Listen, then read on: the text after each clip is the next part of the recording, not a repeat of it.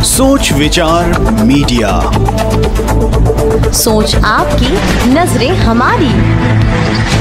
जगदीश पटेल, प्रांत संयोजक, स्वदेशी जागरण मंच। नमस्कार। देश के राष्ट्रपिता महात्मा गांधी जी, जिनकी आज जयंती भी है और उनका भी यही मानना था स्वदेशी अपनाएं। तो सबसे पहले आप हमारे श्रोताओं को बताएं, स्वदेशी किसे कहते हैं? स्वदेशी एक व्यापक अर्थ है उसका। आज पूज्य बापू की जन्म जयंती है। बापू के दिए हुए विचार को आज स्मरण करना चाहिए। जैसे बापू ने स्वदेशी के लिए चरखा एक हम सबको मंत्र दिया।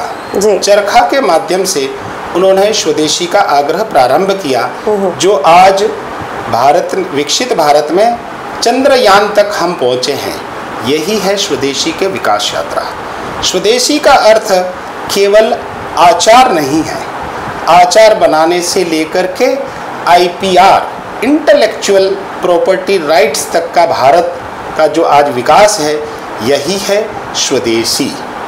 केवल आलू की चिप्स बनाने वाला भारत नहीं, आज माइक्रो चिप्स तक का सफ़र हमने तय किया है।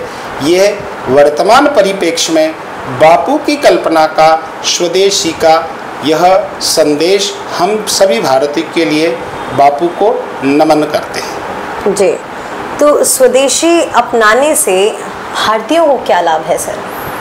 स्वदेशी वस्तुओं के उपयोग करने से, स्वदेशी को जीवन में आचरण में लाने से, व्यवहार में लाने से स्वदेशी कंपनियों के उत्पाद की बिक्री बढ़ेगी, भारत की अर्थव्यवस्था मजबूत होगी, भारत का पैसा भारत में रहेगा।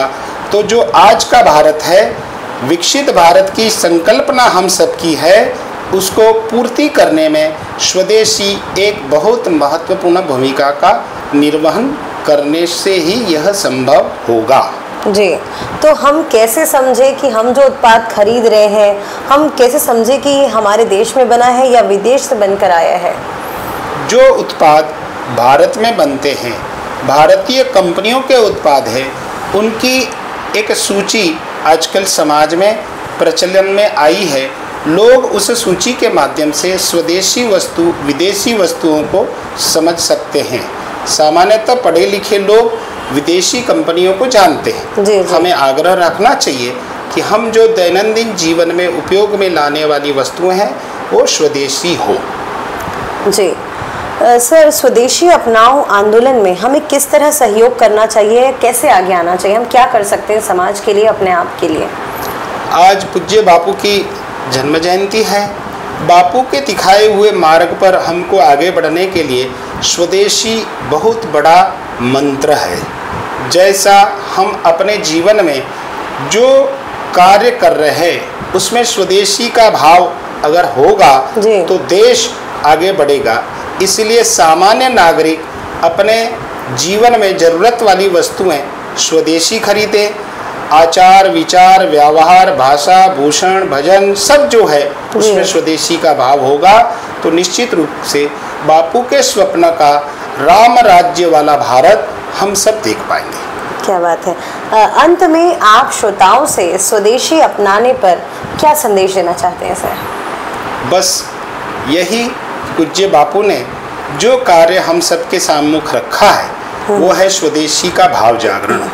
जैसे हम आज के समय में अपने इच्छा से देशी है, ज़रूरत से स्वदेशी है और मजबूरी में हम विदेशी वस्तु का उपयोग करें। बापू का यह संदेश हम सबके जीवन में लाने की आज ज़रूरत है। आज एक सुखद संयोग भी है जो बापू ने स्वदेशी का आग्रह हम सबको किया। आज राष्ट्रीय स्वयंसेवक संघ के शताब्दी वर्ष का कार्यक्रम आज से प्रारंभ हो रहे हैं। उसमें संघ ने भी पंच परिवर्तन के 5 बिंदु दिए हैं, उसमें एक स्वदेशी है। आज निश्चित रूप से जो भारत आगे बढ़ रहा है, जिस दिशा में हम अग्रसर है, पूज्य बापू के स्वप्न का भारत, राम राज्य युक्त भारत, पुनः वैभवशाली भारत, संपन्न भारत, भारत माता विश्व गुरु के स्थान पर विराजमान होती अग्रसर हो रही है। इस अवसर पर पूज्य बापू के स्वप्न को साकार करने में हम सब अपनी भूमिका का निर्वहन करें, ऐसा ही मैं स्वदेशी जागरण मंच की ओर से सबसे निवेदन करता हूँ। बहुत बहुत धन्यवाद सर, आपने हमारे श्रोताओं को स्वदेशी अपनाने और उस पर आंदोलन कैसे कर सकते हैं और कैसे पहचाने स्वदेशी है या विदेशी, इस पर बहुत अच्छी जानकारी दी। और उम्मीद है श्रोताओं इस बात को गहराई से लेकर के ऐसे ही स्वदेशी जागरण की ओर बढ़ें और अपने देश को और सशक्त बनाने में अपनी एक भूमिका अदा करेंगे। बहुत बहुत धन्यवाद सर, नमस्कार। नमस्कार। ऐसी खबरों के लिए बने रहिए हमारे साथ सोच विचार मीडिया में। नमस्कार।